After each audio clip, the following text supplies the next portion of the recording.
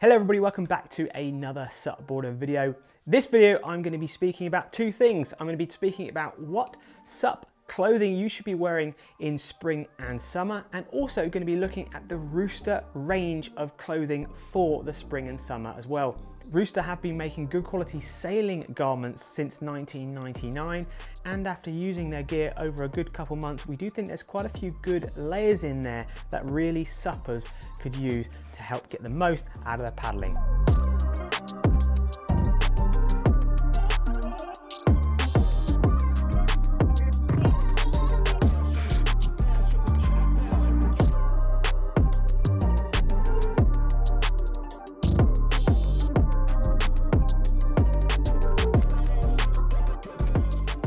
Now, paddle wear during spring and summer can be a little bit hard to understand what to wear or take out on your adventure, or your day paddle, or your multi-day paddle, because you're going to be dealing with quite a few potential weather conditions.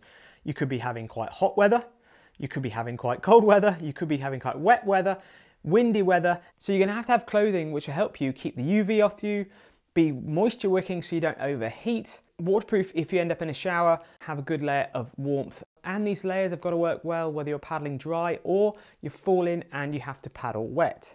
So when it comes to deciding on what type of clothing to wear in spring and summer, layering is definitely a big thing you need to consider. So if you layer yourself up with a base layer, mid layer and a top layer to keep the wind off, that's going to allow you to be the most comfortable when you're paddling. So now I'm going to jump into some of the Rooster gear and give you an idea of what type of things you should be considering when you're paddling in the spring and summer. So first off, the base layers that keep you cool but also offer you good UV protection.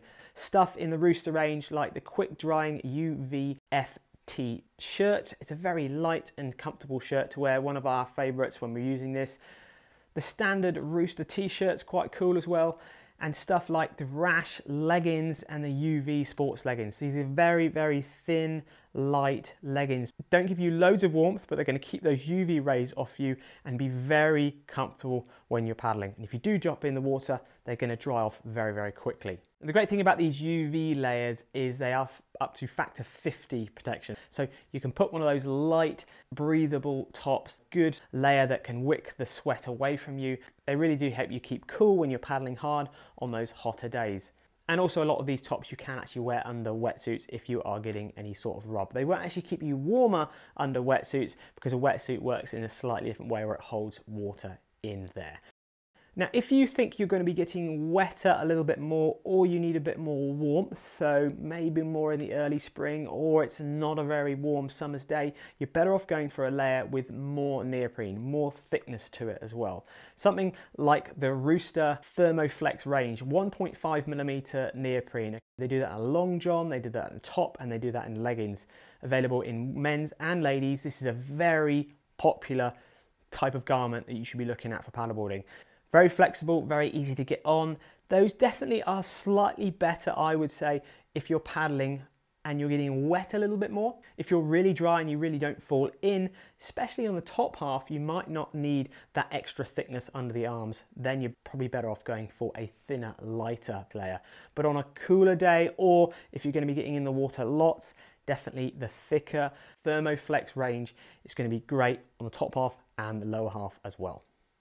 Now, a good item to layer on top of your thinner UV tops or even your thinner neoprene top is the Rooster Aqua Fleece. Now, this is definitely a standout item that, to be honest, not many other brands have got in their range at all like this. It's a very lightweight, supple, baggy style fleece. It's got a polyurethane fabric bonded to a partly recycled fleece inner liner. This makes it really comfortable to wear and still waterproof. Now you can get this in a hooded version as well. It's going to be great for keeping the rain and wind out and keeping you that bit warmer. There is actually two levels of that fleece as well. You can go for the Pro version, which is a little bit heavier. It's got taped seams and it's completely waterproof. Or you can go for the Classic and the Pro Light, which is what I actually prefer. It's got untaped seams, so it's a little bit more breathable. So if you are going to be working up a sweat, maybe a bit of faster paddling, better for more summer based paddling. The Pro Fleece is more of a winter based garment, or if you feel the cold that much more. Now another top layering option is the lightweight spray top. Now this is a really, really good top from a SUP point of view because it's like a super lightweight windproof raincoat and it can pack down nice and small.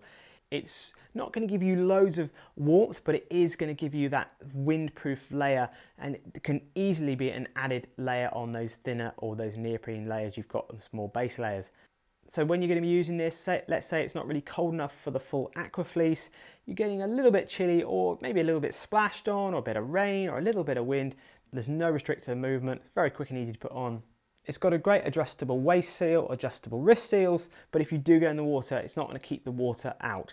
Okay, so it's really just more of a windproof rain top than a water submersion top.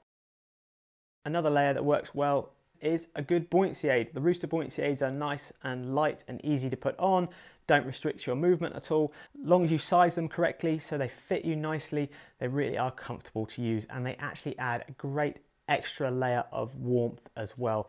They'll go on top of all the other garments, and I personally find them very comfortable with the lightweight t-shirts they have. When it comes to your footwear, personal preference as always, there's always barefoot, but at the same time, if you're launching and landing, it's a rocky, horrible area, you might want to put something on your feet. Definitely something like a low-cut neoprene boot, give you great protection when you're launching and landing, but it won't let your feet get too hot in the spring and summer. But a lot of the time the water is still a little bit cold, so I'm actually thankful about keeping my feet covered up until it's definitely mid-summer anyway. So hopefully that gives you a good idea of what sort of clothing you should be using in the spring and summer months, and the sort of clothing you should be looking at in the Rooster range. It's been great to be using this new Rooster gear, but after using it for a few months, we can definitely tell you the quality is right up there. The price point's good.